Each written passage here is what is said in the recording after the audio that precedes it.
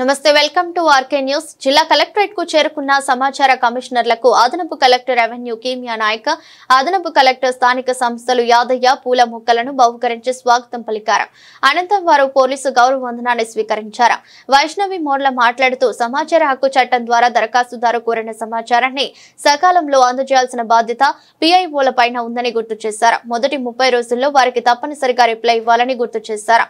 ప్రతి ప్రభుత్వ కార్యాలయంలో పెండింగ్ లో ఉన్న ప్రతి సమాచార దరఖాస్తును పరిష్కరించాలని సూచించారు. దరఖాస్తులకు సమాచారం ఇవ్వగలిగేలా ఉన్నప్పటికీ కొందరు ఇతరులకు బదిలీ చేస్తున్నారని, అలా అనవసరంగా బదిలీ చేయవద్దని సూచించారు. You need to send a letter to the applicant saying మీరు అడిగిన ఇన్ఫర్మేషన్ ఒక 500 pages వస్తుంది. According to the act, each page కి మీరు 2 rupees చార్జ్ చేయొచ్చు. సో 500 అంటే 500 into 2 1000 rupees అవుతుంది. ప్లీజ్ పే దిస్ అమౌంట్ అని మీరు ఇంటిమేట్ చేయొచ్చు. సో ఇంటిమేట్ చేశాక ఆ అమౌంట్ మీకు వచ్చాక అప్పుడు మీరు ఇన్ఫర్మేషన్ ఇవ్వాలి. ఏమవుతుందంటే చాలా సార్లు మీరు వాల్యూమ్లెస్ ఇన్ఫర్మేషన్ అడుగుతున్నారు, మేము ఇవ్వలేము, లేకపోతే ఏంటంటే ఆ అప్లికేషన్స్ నంబర్స్ అన్ని రాసి ఐదర్ కామన్ రిప్లై ఇవ్వండి, కానీ రిప్లై ఇవ్వకపోవటం అనేది నాట్ యాక్సెప్టబుల్ అట్ ఆల్. కొన్నిసార్లు ఏమవుతుందంటే 6-1 అప్లికేషన్స్ మీరు 6-3 కింద వేరే పిఐఓకి ట్రాన్స్ఫర్ చేస్తున్నారు.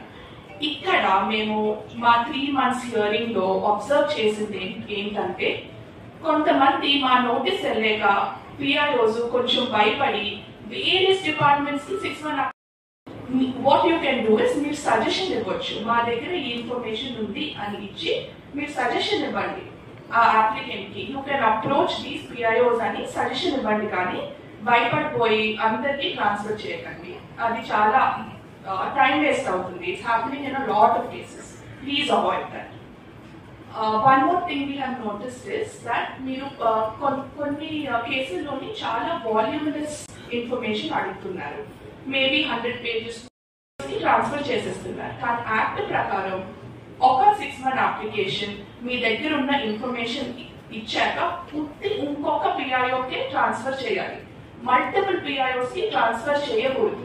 That is not in the act. Please do not do that. ఎందుకంటే చాలా కేసుల్లో 30 to 40 పిఐఓస్ వాళ్ళ వర్కింగ్ డే అంతా లీవ్ తీసుకుని గవర్నమెంట్ రిసోర్సెస్ తో మా దగ్గరకు వస్తున్నారు. అది అందరికీ టైం వేస్ట్ అండి. So please don't do that.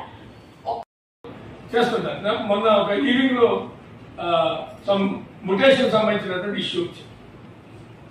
Mutation ఏంటి? అది చిన్నది, అంత పెద్ద ప్లేస్ కూడా 200 గజాలకు సంబంధించిన ఒక పల్లెటూరు.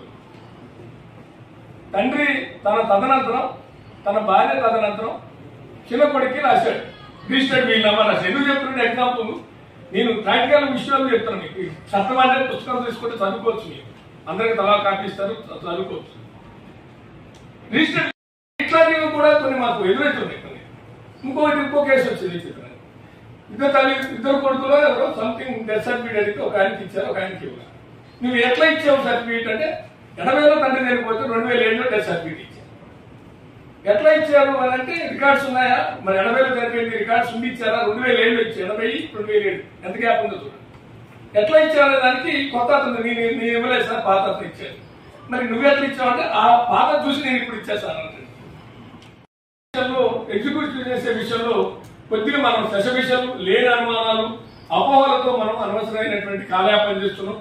దాని నుంచి ఫస్ట్ అప్పీల్కి పోతారు, తర్వాత సెకండ్ అప్పీల్కి వస్తారు. సెకండ్ అప్పీల్కి వచ్చినప్పుడు ఏంటి అన్నప్పుడు ఈవినింగ్ లో సరైన ఆన్సర్ చేయలేని పరిస్థితిలో ఉన్నాం. 81J అంటారు. 81J ఎట్లా అప్లికబుల్ అంటే చెప్పరు. 81J ప్రకారం చెప్పాలంటే మళ్ళీ సెక్షన్ 11 ప్రకారం మీరు ఆ థర్డ్ పార్టీకి నోటీస్ ఇవ్వాలి కదా, ఇచ్చారా అంటే ఇవ్వలేదంటారు. ఇవ్వకుండా మీరు ఎట్లా 81J అని నిర్ణయించి అనేక అనుభవాల నుంచి, అనేక ఉద్యమాల నుంచి, అనేక ఆందోళనల నుంచి, ఇది పౌర సమాజం నుంచి వచ్చినటువంటి ఒక అభిప్రాయం అనుకోండి, డిమాండ్ అనుకోండి, విజ్ఞప్తి అనుకోండి, దాని నుంచి వచ్చినటువంటి చట్టం చాలా సింప్లిఫై చేసినటువంటి చట్టం. 31 సెక్షన్లు దీంట్లో అర్థం కానీ ఏమి లేదు ఈ చట్టం. ఎందుకు అంటే ఏది కూడా పారదర్శక, చెక్స్ అండ్ బ్యాలెన్స్ అవ్వం. పారదర్శకమైనటువంటి పాలన, అకౌంటబిలిటీ ప్రతి ఉద్యోగి ఉండాలి అనే ఉద్దేశంతో, ప్రభుత్వ యంత్రాంగానికి ఉండాలి అనే ఉద్దేశంతో పౌర సమాజం ఒక ఆయుధం ఇచ్చారు. ఎందుకంటే మనకు కూడా చెక్స్ అండ్ బ్యాలెన్స్ ఉంటే సమాజంలో మనం అంటుంటాం by the people, for the people, to the people, Indian democracy the great democracy in the world అని చెప్పుకుంటాం. ఎందుకు? నిజానికి కూడా 136 దేశాల పైన ప్రపంచంలో ఆర్టీఐ యాక్ట్ అమలైంది. కానీ మన ఆర్టీఐ యాక్ట్ 8వ స్థానంలో. ఎందుకంటే అంత పకడ్బందీగా ఈ చట్టాన్ని మనం రూపొందించాం. ఇది మనకి చాలా గ్రేట్ఫుల్. అందులో ఈ 4(1)B అనేది చాలా ఇంపార్టెంట్. చిన్న పని కానీ పెద్ద సమస్యలు దాచిపెట్టడం వల్ల. అట్లనే రిజిస్టర్ 1 మీ ఆ కార్యాలయానికి ఎన్ని ఆర్టీఐ అప్లికేషన్స్ వచ్చాయి ఎప్పట్లో, అంటే మీరు గడువులోగా ఇచ్చిందా లేదా, ఇచ్చిన సమాచారాన్ని ఇది ఒక రిజిస్టర్ మెయింటైన్ చేస్తే రిజిస్టర్ 1 అంటారు. అది అప్లీటర్ కరెక్ట్ దగ్గరకు వస్తే రిజిస్టర్ 2. ఈ చిన్న చిన్న మెజర్స్ తీసుకోగలిగితే, చిన్న చిన్న కార్యక్రమాలను నిరంతరంగా మెయింటైన్ చేయగలిగితే మెజారిటీ సమస్యలు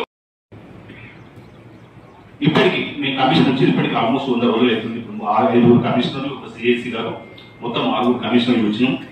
6 కమిషన్లు వచ్చిన తర్వాత 18,000 పెండింగ్ కేసుల్లో దాదాపు ఇప్పటికీ 3,500 పెండింగ్ అప్లికేషన్స్ పరిష్కరించడం ఒక లక్ష్యంతో ఏర్పాటు చేసుకున్నాం. కొన్ని ముందు వచ్చిన తక్కువ కేసులున్న జిల్లాలు, తర్వాత తక్కువ కేసులున్న శాఖలు, డిపార్ట్మెంట్లు, వీటన్నింటినీ ఒక ప్రణాళికాబద్ధంగా రెగ్యులర్ గా నిర్వర్తించుకోవడం వల్ల 3,500 పెండింగ్ అప్లికేషన్స్ పరిష్కరించగలిగిన